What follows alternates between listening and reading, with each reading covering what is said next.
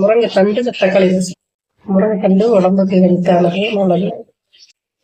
இதுவே வரமிளகா 4, ஜீரகம், மிளகு, ஜீரகம் இதை அரைச்சி எடுத்ததுக்கப்புறம் பூண்டு,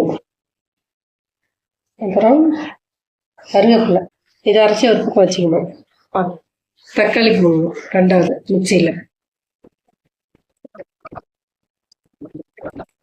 புளி புளி இதே போட்டு அரைச்சிடலாம். தக்காளி அரைச்சாச்சு, தக்காளி புளி அரைச்சாச்சு. முருங்கை தண்டில் இதில் ஊற்றணும்.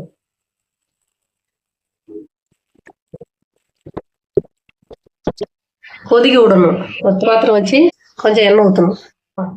ஜீரகம், மிளகாய், பூண்டு, கருவேப்பிலை இதெல்லாம் அரைச்சதை இதை போட்டு தாளிக்கணும்.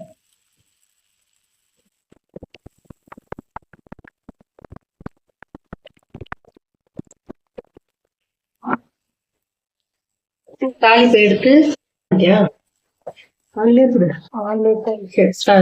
அந்த தாளிப்பை எடுத்து இந்த ரசத்துலேயே ஊற்றணும். உப்பு தேவையற்ற உப்பு போடணும்.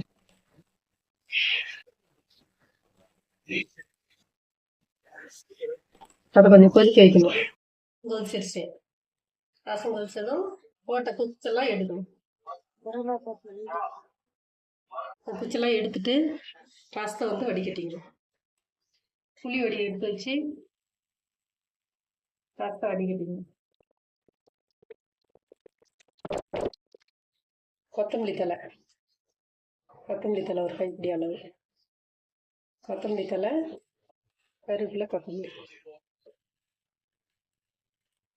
ரசம் செஞ்சு சாப்பிட்டு பாருங்க, உடலுக்கும் நல்லது.